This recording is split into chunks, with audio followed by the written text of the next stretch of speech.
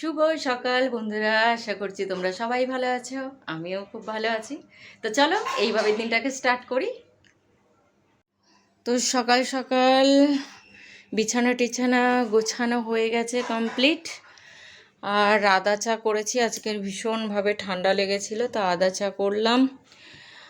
আর একটু সকালবেলা টিফিন বানাতে এসে ভাবলাম প্রতিদিন একই রকম তরকারি বানাই, আজকে একটু সাদা আলুর তরকারি বানাই। তো একটু সাদা আলুর তরকারি আর গরম গরম লুচি ভাজছি। এই যে আজকে ছুটি, তো সেই কারণে মানে আমার হাজবেন্ড তো কালকে চলে যাবে, তো ভাবলাম একটু মানে সকালবেলা তেলের জিনিসটা খুব একটা দিতে চাইছিলাম না, তো আজকে ভাবলাম যে ওখানে যেহেতু মানে খুব একটা টিফিনে মানে এই সমস্ত পাওয়া যায় না, তো সেই কারণেই ভাবলাম যে না, একটু সাদা আলুর তরকারি আর লুচি বানাই।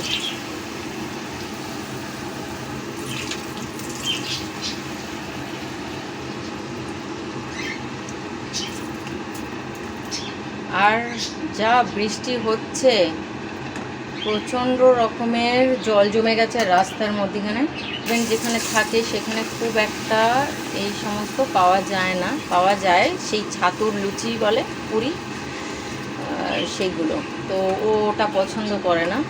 তো যখনই ও বাড়িতে আসে তখনই ভাবি যে এইরকমই ও যেগুলো খেতে ভালোবাসে সেগুলো করে দেওয়ার চেষ্টা করি। আর সবসময় হয়ে ওঠে না, কারণ ছেলেটার এক্সাম সামনে, হ্যাপি ইয়ারলি, তো সেই কারণে খুব একটা রান্নার উপরে সময় দিতে পারছি না, কারণ আমি রান্নার সময় দিলে ও পড়ায় একদম ফাঁকি দেয়।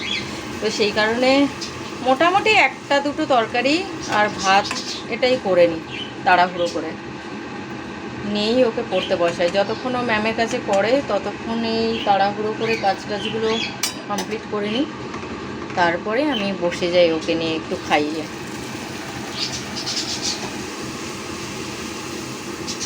আর কয়েকদিন ধরে যা বৃষ্টি হচ্ছে, মানে প্রচণ্ড রকমের বৃষ্টি হচ্ছে সারা রাত সারা দিন, আর পুরো রাস্তায় এক হাঁটু করে জল।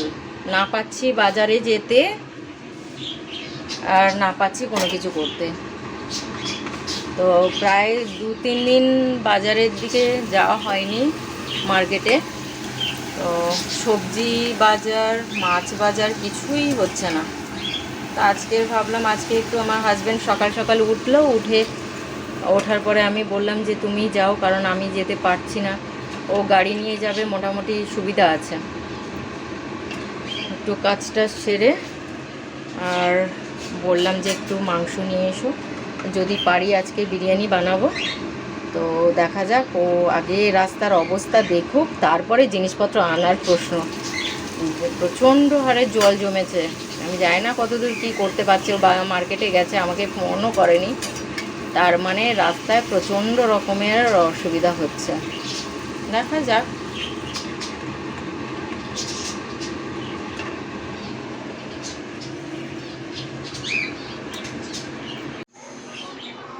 তো আমার কিছু মাংস একটু কম পড়েছিল, এইটা দোকান থেকে আনা হয়েছে, মার্কেট থেকে, তো কম পড়েছে। তো সাথে সাথে ব্লিঙ্কিটে অর্ডার করলাম, তো চলেও এসছে। আর দেখো কত সুন্দর প্যাকিংটা, ভীষণ সুন্দর প্যাকিং। দেখ, মানে জাস্ট 15 মিনিট হয়েছে অর্ডার দিয়েছি, সাথে সাথে চলে এসছে। তো একদম ফ্রেশ চিকেনটা, মানে প্যাকিংটা কত সুন্দর, দেখো এই বক্সে করে এসছে। চলো এটা খুলে দেখি কতটা টাটকা আছে।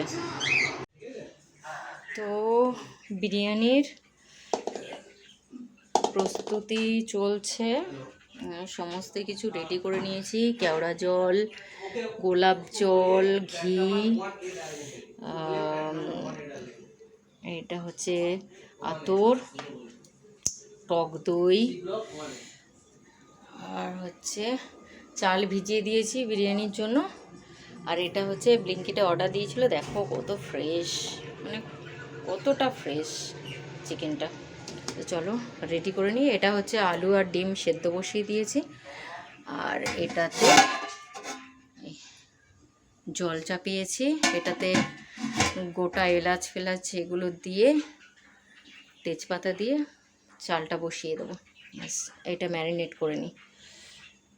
আবার দুটো জিনিস ভুলে গেছিলাম, যেহেতু রাস্তায় জল জমেছে কি করব, বেরোতেও পাচ্ছি না, তো আবার এতে কিছু অর্ডার দিলাম। তো কি দিলাম দেখাচ্ছি, দাঁড়া।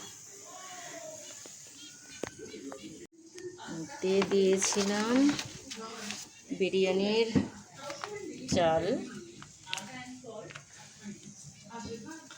আর আলু।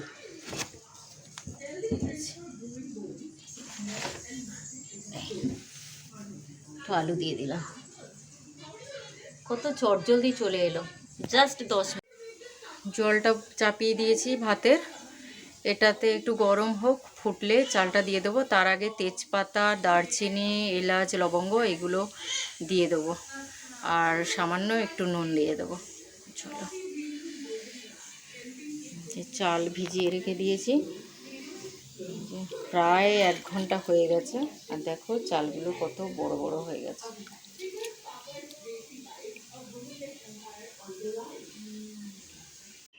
শোয়া এইরকম করতে হয়। এর প্রিপারেশনটা হয়ে গেল ঈশ্বরের, এইবারে ঢাকা দিয়ে রেখে দিই। মাংসের প্রিপারেশনটা হয়ে গেছে অলরেডি, এটা হয়ে গেছে। বেরেস্তা, আলু ভেজে নিয়েছি, এটা হচ্ছে কেশর ভেজানো দুধ, আর এই যে 80% হয়ে গেছে, নামিয়ে নিয়েছি, নিয়ে ঠান্ডা করতে দিয়েছি। এই যে হাঁড়ি, আপাতত এটা হয়ে গেলে লেয়ারটা শুরু করে দেব।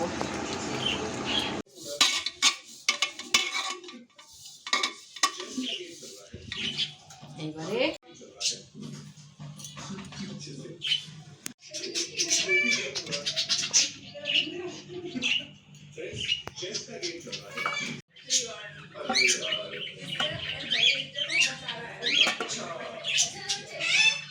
সব আলু দিয়ে দিচ্ছ, সেকেন্ড লেয়ার দেবে না? হবে না, দাঁড়া, ভাতটা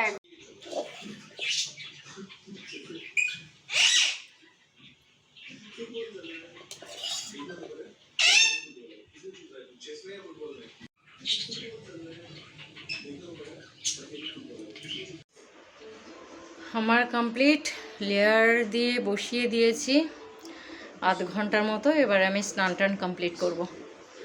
আর একজনের তো স্নান হয়ে গেছে, ওর দিদার আর ওর বাবার এখনো হয়নি। আমি এবার স্নানে যাব। চলো, আপাতত এটা হতে থাক। হয়ে গেছে কমপ্লিট, কেমন দেখতে হয়েছে।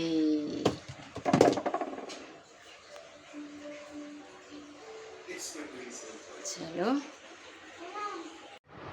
খাওয়া কমপ্লিট হয়ে গেল, ভিডিও করতে মনে নেই। আর একজনের খাওয়া শেষ, এই যে বসে আছে,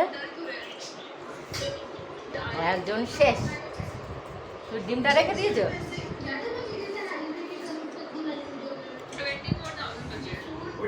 আর আমার একটুখানি বেঁচে আছে। দুপুরবেলা খাওয়া কমপ্লিট করে একটু রেস্ট নেওয়ার পরে সন্ধ্যেবেলার দিকে একটা জায়গায় বেরিয়ে পড়লাম আমরা 3 জনে। তো হ্যাঁ, কয়েক মাস ধরে আমার ফোনটা কিছু প্রবলেম হচ্ছে, সেই কারণে বেরোতে হলো।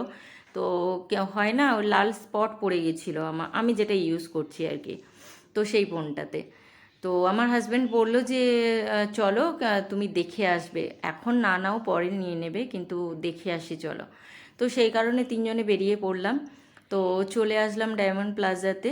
তো ওখানে এসেই ফার্স্টে আমার হাজব্যান্ডকে খুঁজে পাওয়া যাচ্ছিল না, কারণ ও বিভিন্ন সেকশানে ঢুকে ঢুকে এটা ওটা দেখে। তো আমরা অন্যদিকে চলে গেছিলাম, তো খুঁজে পাচ্ছিলাম না। ফাইনালি ওকে দেখতে পেলাম। তো সবাই একসাথে যেটাতে মানে যেটা দেখার জন্য এসছি আর কি, ডিজিটাল সেকশন, তো ওখানেই আমরা ঢুকে পড়লাম। দেখো এরিয়াটা কত বড়, আর সবথেকে বড় কথা এদের মানে স্টাফেরা এদের ব্যবহার ভীষণ ভালো, ভীষণভাবে মানে হেল্প করছিল। তবে সব জায়গায় এটা করে ন্যাচারালি, কিন্তু যে যে দাদাভাইটা আমাদেরকে গাইড করছিলেন আর কি, তো সে ভীষণভাবে দেখিয়ে দিচ্ছিল ভালোভাবে।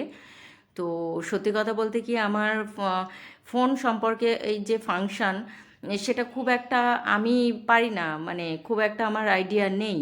তো সেই কারণে আর কি এটা বলতেও কোনো লজ্জা নেই, কারণ সত্যি কথা আমার আইডিয়া খুবই কম। আমি খুব একটা ফাংশানের ইয়ে নেই, আমার অভিজ্ঞতা নেই।